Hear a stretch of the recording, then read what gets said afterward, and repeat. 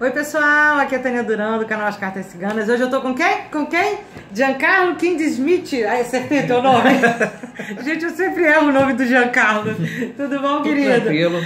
Então, olha, hoje a gente vai falar sobre a mitologia egípcia e fazer essa ligação dos deuses egípcios com o baralho cigano, tá bom? Beleza. Então, pra gente falar do Egito, primeiro quero agradecer o convite, né, todos os espectadores do nosso YouTube e a oportunidade da gente trocar essas ideias, né? Quando a gente fala do Egito, como fala de qualquer mitologia, a gente fala normalmente da cosmogonia, que é a origem do universo, né, onde os deuses começaram a existir. E diferente da mitologia, por exemplo, grega, romana, e algum outro tipo de mitologia como a hindu, sumeriana, existe uma hierarquia muito estabelecida, né? Porque normalmente a mitologia elas são horizontalizadas. Não sabia disso. E dentro da mitologia egípcia tem tudo muito verticalizado. Então existe a coisa do céu para a terra, né? Enquanto, por exemplo, você pega os deuses do Olimpo, eles estão todos no mesmo nível, né? E na mitologia egípcia não, eles têm uma escalada de hierarquia, né? E deixa eu te perguntar, podemos dizer, não sei se existe isso, uma mitologia mais antiga do que a outra ou não? Olha, o que acontece é que o Egito se estabeleceu através de dinastias, né?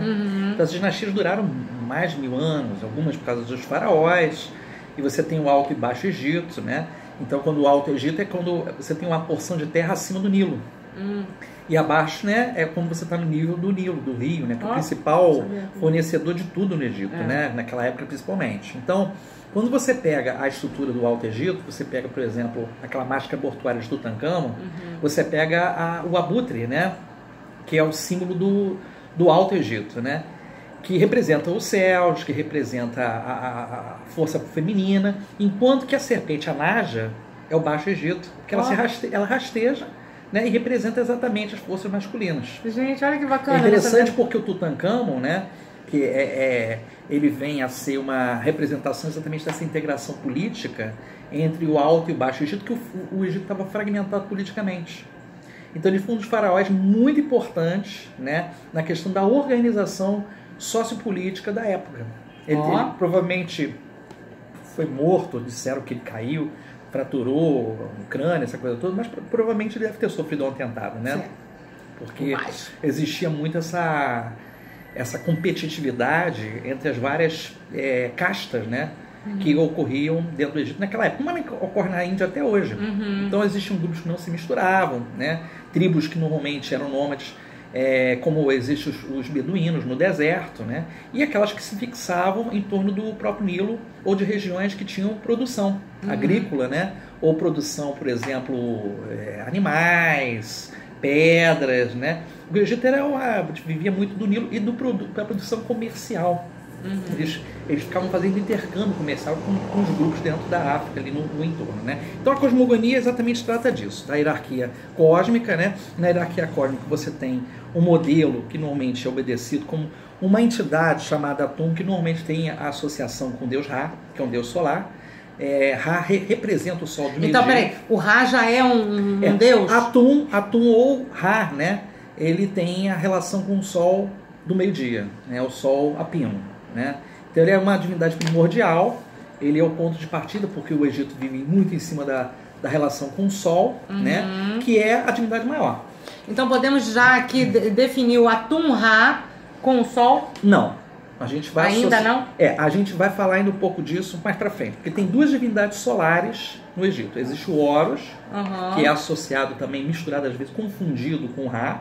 Horus é filho de Ra, tá? Ele é um falcão como Ra. Ele é uma divindade representada por um falcão. E só que as forças de Horus é do sol poente. Olha. E as forças de Ra do sol meio-dia, pino. Entendeu? Então, essa travessia do sol nos céus, que era feita através de uma barca, representava a travessia das almas também. Então, quando o sol se punha, é quando essa barca descia para o reino dos mortos, a região das sombras, né? E enfrentava uma grande serpente, eles tinham que enfrentar vários perigos, inclusive suas forças de Sete, uma divindade obscura, né?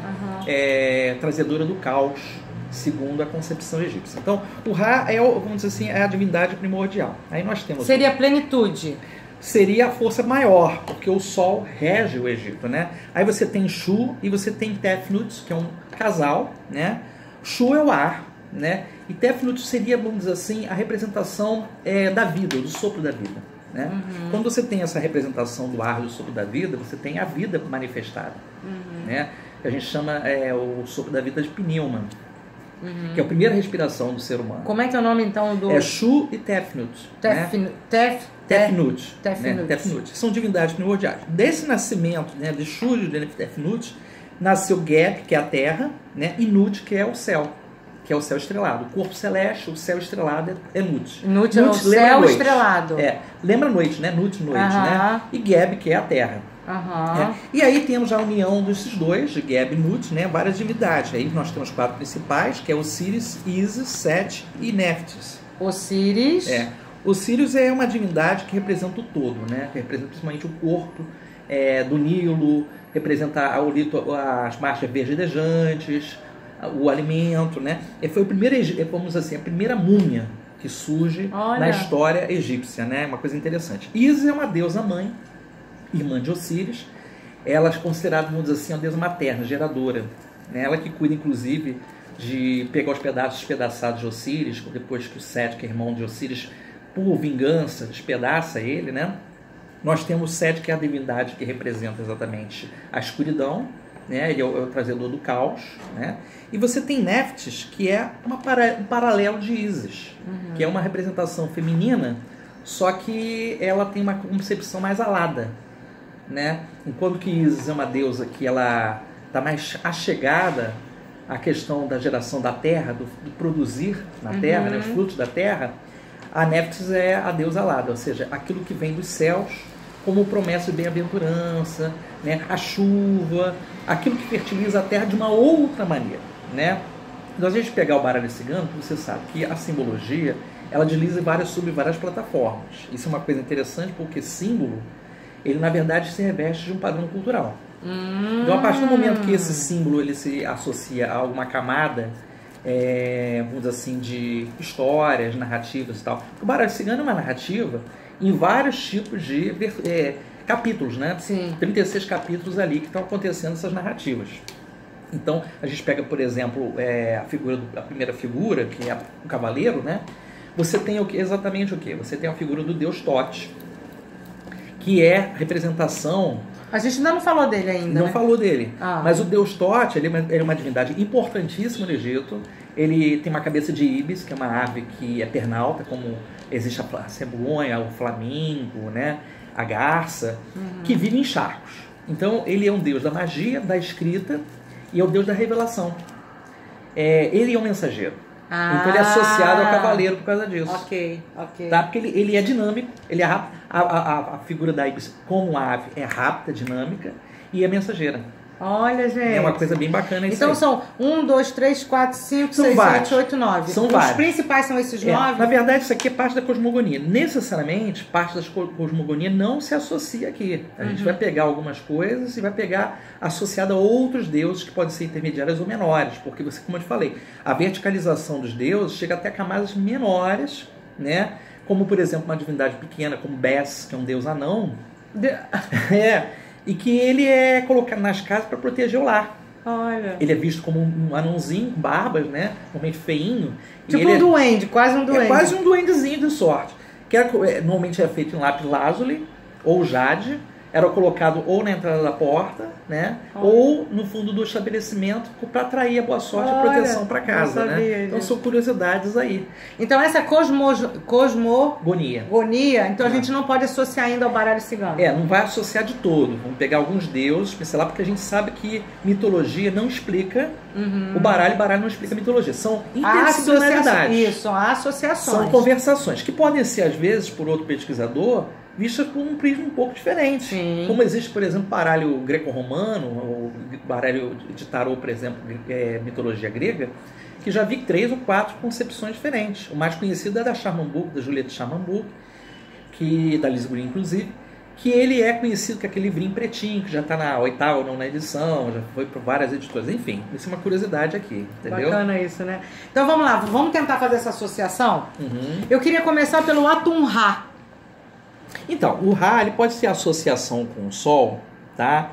Em função da sua manifestação. Mas se a gente, dependendo desse Sol, como ele aparece, ele pode também ter uma associação com Horus. A diferença é o seguinte, o Horus, como uma relação com Ra, ele é um deus falcão. Ele perde uma vista quando ele luta contra o tio, que é Sete. Depois que o pai dele foi despedaçado. Mas eu pensei no Horus, que é o filho do Atum-Ra, porque aqui é o poente. Então aqui o Sol de meio-dia, que é o Atum-Ra, e o Horus, que é o filho, que é o poente, o Sol poente. Poderia fazer isso? Poderia. É porque assim, a gente pode ter... Quer dizer, o dia virando noite, olha a transformação fazendo aí. essa transição. Pode ser feita uma correlação assim, tá? Atum-Ra e Horus. Porque o interessante, porque quando você pega Osíris, normalmente o Osíris representa sempre como um sarcófago. Porque ele foi a primeira múmia. Então a gente também vê traços de Osíris no caixão, né? Como uma divindade que está aí relacionada. Mas tem outras divindades aí, por exemplo, a estrela. A estrela está associada a Nut, o céu estrelado. Sim. Então você pode fazer essa correlação, entendeu? E ao Shu? Então, o Shu o Shu, na verdade, é uma manifestação do ar, né? Então você pode ter as nuvens como associação a Shu. Você pode fazer uma associação com ar nessa relação. É o deus Shu. E o Nuit, não é? Nut. Nut é a estrela. É a estrela, que é o céu estrelado. O corpo estrelado de Nut, né? Então já temos mais 2 deuses aqui. A gente pode, por exemplo, pegar Sete como a serpente. Sete a serpente. Sete pode ser associado à serpente. Então entendeu? vamos lá, você falou de Osíris, que é o corpo do Nilo. O corpo do Nilo. Pra mim, Tânia, um corpo, tá aqui, um corpo vivo. Que o Nilo é um corpo vivo pra eles. Sim, uma árvore, né? Que a coisa do comércio, né? Tem todo um ir e vir, um compartilhamento. Eles compartilhavam o Nilo. Sim, Podemos colocar ele é uma das divindades que mais teve filhos, né? Segundo... Então os frutos, a família, né? Que está associado também aí à figura da árvore, né? E a deusa Ísis? A deusa Ísis está associada, ela pode estar relacionada a 2 figuras. A mulher em si, porque ela é uma figura feminina, ela tem uma força muito grande como figura feminina, né? E ela é associada às vezes ao processo de amor, de coração. O coração também está associado a Ísis, porque ela é uma deusa amorosa. Ela representa o amor na sua manifestação mais pura, entendeu? Eu gosto mais do coração, porque tem mulher tão ruimzinha. O coração é coração. Então, Ísis, por essa coisa da amorosidade, tem uma eu vou colocar a carta 24 aqui pra deusa Ísis, tá bom? Pode estar uma associação aí. Tem deuses que a gente colocou assim o início de tudo, mas tem vários deuses que a gente vai poder falar aí, entendeu? O Sete, né? Você já falou que o deus Sete é a serpente. Tem associação com a serpente. E eles têm alguma ligação com cura também, o deus Sete? Não? Na verdade, tem um animal chamado porco-formigueiro, que é associado ao deus Sete. É uma criatura que tem uma couraça que cava buracos no solo e caça os vermezinhos, bichinhos de dentro da terra. Então, quando tem grandes tempestades, é um dos animais que mais se protege das tempestades. Então, ele é associado às tempestades, o caos, a escuridão. O Sete, né? O deus Sete. Ele é traiçoeiro. Eu pensei no urso também, gente. Quer dizer, mas a serpente tem, né, pela traição, né? Tem uma força também do urso, né? Porque o urso é uma força manifesta também de desejo, né?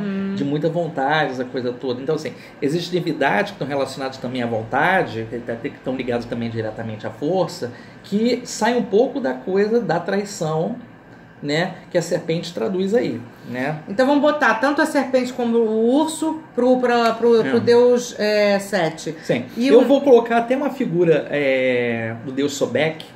Sobek, S-O-B-E-K, né? Que é a figura de um crocodilo.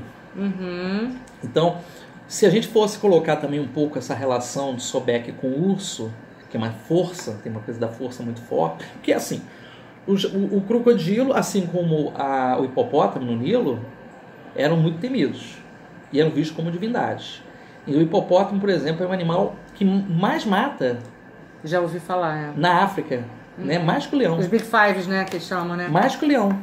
Olha. E leão está associado a Sekhmet, que é uma deusa também enfurecida, os raios solares destrutivos. Então, a figura do crocodilo, que é Sobek, a mordida do crocodilo é fatal. Podemos então botar o urso aí, né? O urso está associado também. É melhor o urso pro Sobek e a serpente pro Sete. Exatamente. Tá? Você falou de Neftis. Neft. Você falou que é uma figura alada. Olha aí, ó, os pássaros. Pode estar relacionado sim a pneuma, né? Que é a coisa do ar, que é onde eles vivem, né? Onde eles voam também, sim, né? Sim, pode ter relação com isso. Faltou algum deus aqui?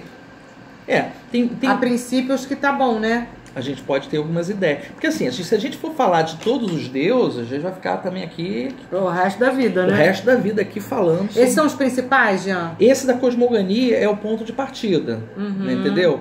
Porque você tem divindades menores que fazem um papel de organização na sociedade, né? Então, você tem o deus Ptah, que é um artesão, né? Ele que é o criador, ele que dá a habilidade ao homem de fazer ferramentas. Ele é um deus que... Como é que é o nome dele? Se escreve P-T-A-H, Ptah. Porque tá. o P na linguagem egípcia... O que dá habilidade, já me veio a raposa. Pode ser. Porque ela é atenta, ela é cautelosa, ela é pensa, ela planeja. Pode ter uma relação também com isso, né? Deixa eu colocar aqui o rol para a gente poder ampliar esse significado. Então, aí você tem, na verdade, a distribuição dessa seguinte maneira aqui, por exemplo. Vou colocar aqui para você melhor. Aqui consegue ver muito bem essa imagem, não? Por exemplo, Sekhmet é uma deusa que a gente falou, que é uma deusa que é cabeça de leoa. Ela representa os raios solares, vindo o comando do deus Ra, porque a humanidade estava desvirtuada. O que ele faz? Ele manda a deusa Sekhmet a botar ordem na bagunça. Ué? Só que ela fica tão enfurecida, vendo como se o humano tinha se perdido, se desvirtuado, que ela começa a matar todo mundo. E aí, para poder acalmá-la, dá o que para ela? Cerveja. Ela embebeda de cerveja para acalmar. Por isso, mas inicialmente tem uma coisa de justiça aí também, né? A deusa, na verdade, assim, a deusa da justiça, ela não está muito relacionada a essa posição, né? Você está colocando a montanha aí. A montanha que é a carta da justiça. E aí a gente até lembrou de Oxalá agora, né? Oxalá não, de Xangô, né? Xangô, é verdade. Que a lei tem que ser cumprida, né? Tem que ser cumprida. Deixa eu só abrir aqui. O sinalzinho aqui não está muito cristão aqui para abrir o meu... Agora, assim, duas perguntas. Até onde eu sei, não existe urso, um animal urso na África, né? Acho que não tem urso na África. Então, você vai pegar animais equivalentes. Você pode pegar o hipopótamo, você pode pegar, entendeu? A figura do... Tudo a gente pode associar, né, gente? Pode.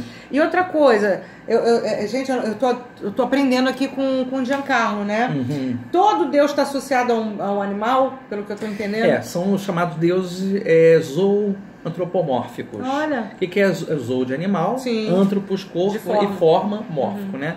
Então, normalmente os deuses são manifestações da natureza visíveis. Por exemplo, o deus Anubis, que é o deus dos mortos, também pode ser associado ao caixão nesse ponto. Você tem como um chacal, que é como uma espécie de raposa do deserto. Tipo um cachorrão, assim. Como é que eles viam isso? Quando eles colocavam as múmias, depois delas dissecadas, né? Com os órgãos em canopos, que eram vasos de cerâmica, o único órgão que ficava no corpo era o coração. Olha, porque ele ia ser... Eles tiravam tudo, né? Tiravam tudo, sério, inclusive. E deixavam o coração para ser julgado, colocado numa balança, né? No mundo dos mortos. Então o coração tinha que ser mais leve que uma pluma. Senão a pessoa seria condenada. Ia pro mundo do inferno, né? Pro umbral. Nesse caso, as múmias, quando eram dissecadas, eram colocadas no sol. Os chacais, vendo aqueles corpos ali dando sopa, eles pegavam para comer. Lógico. E eles achavam que aquele deus estava levando para fazer o rito de passagem. Transição. Olha, que bacana. Uma coisa que os egípcios sacavam, né? De uma forma assim, bem bacana. Né? Tem um animal ali e tem carne fresca, como é que ele não vai atacar, né? Para se alimentar, né? Você tem essa característica, né? Então, os outros tipos de divindade, né? Por exemplo, você tem Ato, que é uma deusa vaca, com a cabeça de vaca. Ela também é uma deusa que está, às vezes, correlacionada a Ísis. Só que, enquanto que a Ísis representa a mulher e o coração, que cuida, a mulher que ama, né? A mulher, ela tem uma faceta materna, que se vê em Hathor, que é uma deusa realmente materna, por assim dizer. A grande mãe, seria a Iemanjá, vamos dizer seria assim. Uma grande mãe. Então, tem essa correlação também que eu acho bacana, né? Deixa eu ver aqui um outro conjunto de divindade que eu possa... É muito bonita a mitologia egípcia muito, também, né? Muito colorida também, né? E eles usam sempre o Ankh, né? Que é uma espécie de chave, né, da vida, para poder fazer essa representação. Deixa eu ver aqui. Falamos de Thoth, falamos de Set, falamos de Sobek, né? Khnum é um deus carneiro, né? Esse Khnum aqui, a gente pode colocar, de certa forma, na posição do lírio. Do lírio? Porque ele é pacificador. Ah, olha aí. Ele é lírio mesmo. Ele é pacificador. Ele é legal porque ele tem os chifres dele. Khnum. Ele estaria associado aquelas voltinhas do chifre dele, estaria associado às ondas do Nilo. Olha, então, gente. quando o Nilo estava no período mais calmo, né, é quando essa divindade se manifestava. Olha aí, gente. Né? Aí nós temos Anubis, que a gente já falou, né? Amon, deixa eu ver mais aqui algumas divindades. Ísis, Kefri, cabeça de escaravelho. O Kefri é uma divindade com cabeça de escaravelho, o corpo de escaravelho, né? Que rola o escaravelho. O que ele faz? Ele pega uma bola de argila de esterco, coloca ali os nutrientes necessários dessa bola, rola até o ninho para ali depositar as larvas e comer aqueles nutrientes depois elas eclodirem. Qual seria para você? Seria exatamente, pode ser. Ele já pensei logo, né? Que ele vai rolando como um anel, né? E ele vai acumulando para depois comer os nutrientes. Olha aí, ó. Faz essa relação também, né?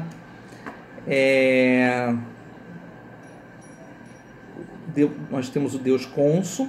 O deus Conso... Deixa eu só fazer uma pergunta. Por que eu já vi isso? Por que eles estão todos com o pé e a cara de lado e o corpo de frente? Não, na verdade, assim, o egípcio não tinha uma noção de tridimensionalidade.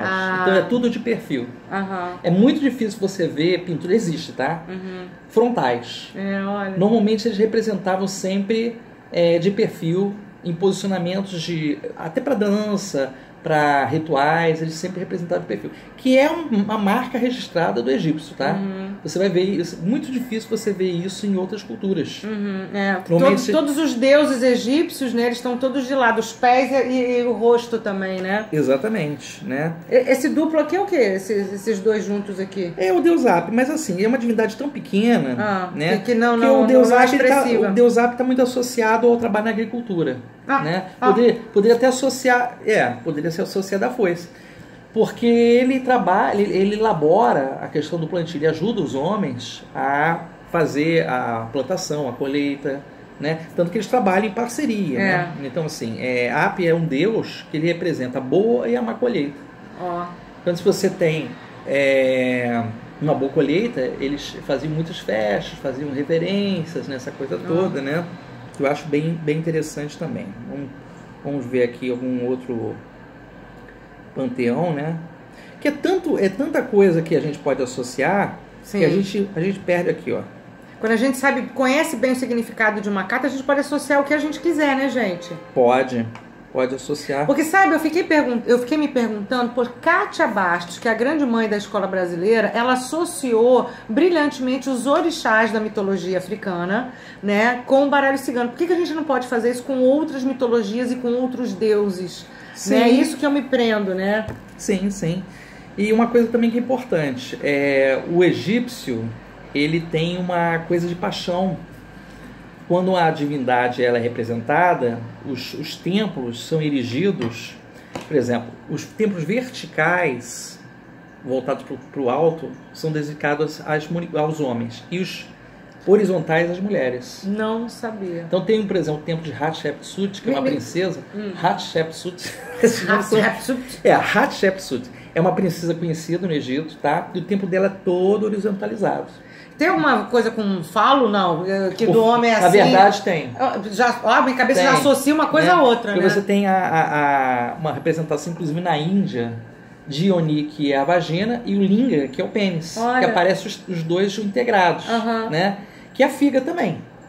O símbolo da figa é o símbolo do pênis e a vagina. Que aí você vê os templos egípcios, por exemplo, verticalizados com representação dos homens. Gente, que bacana, né? As pirâmides, você vê os obeliscos. Então todas as pirâmides são masculinas. São polaridades. Sim. Porque os faraós normalmente eram homens. Sim, desde aquela época. E aquela coisa patriarcal, né? Quase não mudou nada, desde lá, aqui. Mas existiam, por exemplo, princesas e rainhas muito conhecidas como Nefertiti. Nefertiti era considerada, vamos dizer assim, a Elizabeth Taylor. Ela tem um pescoço. Mais do que a Cleópatra, não? A Cleópatra, ela é interessante porque é o seguinte, existe um mito em cima da Cleópatra, já até rendeu algumas discussões na internet, porque a Cleópatra tem um mito em cima dela. Tá? A Cleópatra foi muito mais um instrumento político do que ela teve um papel religioso. Porque ela foi uma das últimas rainhas da dinastia egípcia. Ela se apaixonou por um cara romano, né? Romano, que é o Marco Antônio, se não me engano, dele. E esse cara que, na verdade, tinha interesse de se casar com ela para fazer essa parceria políticas entre o Egito e Roma. E eu soube que ela falava não sei quantos milhões de línguas. Sim, ela é super inteligente. Mas assim, muito do que se atribui a ela, se atribui mais mitos, né? O fake news, colocar dessa forma, fake news. do que necessariamente a realidade. Então assim, são concepções em cima de uma necessidade de fazer com que aquele ser, né, aquele ícone político de época ganhasse status. E isso era muito comum. As culturas antigas pegavam normalmente um homem, uma mulher e deificavam, tornavam deuses, né? E aí ganhava essa força simbólica na sociedade que era manifesta para todos os homens e mulheres de época, né? É bem interessante isso. Gente, vocês sentiram o nível de Giancarlo. Eu vou falar, ele é tarólogo, astrólogo, entende bem do baralho cigano, junguiano, filósofo, constelador familiar. Olha o currículo da criatura, né? A Dalila deu o apelido que ele é o nosso nerd, o nerd Lenormand. E assim, ele tá sempre dando cursos também, né? De tarô, de constelação. Você está fazendo uma associação muito legal do tarô. Simbologia, né? Eu gosto muito dessa parte de simbologia, de mitos. E por que não a gente botar o baralho cigano também na constelação familiar? Vamos fazer isso? Claro, lógico. Eu tenho coragem. Tudo é integrável, né? Porque, na verdade, você tem ferramentas que são polarizadas com formas de conhecimento. Então, toda ferramenta que é simbólica, ela é plástica. Isso é plástica adequável a qualquer tipo de... Com coerência, por favor. Porque, na verdade, assim, existe uma forçação de barra que às vezes acontece, onde a pessoa tenta adaptar uma coisa sobre outra. Aí você acaba perdendo um pouco a linha mestra de conhecimento, entendeu? Então precisa ter esse cuidado para não desvirtuar demais a informação, entendeu? Então tem que ter sempre esse carinho, esse cuidado na hora de passar esse conhecimento. Aposto que vocês estão aqui babando, Giancarlo, como eu estou. Olha, é a segunda entrevista que ele dá aqui pro canal e eu quero outras. Eu já, né, é um prazer. Já estou encomendando aqui, mas eu depois vou colocar o contato aqui do Giancarlo, gente, caso vocês queiram aprender tarô, que eu não sei nada de tarô, né, e astrologia, enfim, né, então, beijo, obrigada. Beijo. Obrigada mesmo. Obrigada aqui. A vocês também, tá, então, carinho. O canal é nosso. Sempre que você quiser, é só me gritar e vem aqui pra você dar uma... Aliás, eu vou falar uma coisa pra você. O teu baralho é lindo, os dadinhos são fantásticos, né? Os dadinhos eles têm uma facilidade. Uma facilidade e depois, assim, tem uma mística, né? Existia uma prática entre os antigos romanos chamada cleromancia. A cleromancia era o uso dos dados, entendeu? Tanto que quando ocorre o evento do Gólgota e Cristo é crucificado, o manto é disputado entre os soldados romanos no dado. Olha aí, não sabia disso. Então, os dados têm essa coisa simbólica também, entendeu? Do manto de Jesus. A cleromancia, normalmente, ela é associada como a dominomancia, que é a pedra de dominó, mas aquela resposta sim, não e talvez, pelo número do dado, a combinação. Então não tinha muito desenvolvimento oracular em cima, não. Mas a cleromancia dá, né? Dá pra fazer um monte de coisa aí. Gente, olha, obrigada por vocês terem aqui. Se vocês quiserem, depois entre em contato com o Giancarlo, tá? Pra quem tiver interesse em fazer tarô e outras coisas assim, tá? Beijo, obrigada. Beijo, gente. Obrigado. Até o próximo vídeo. Valeu. Oriente-se.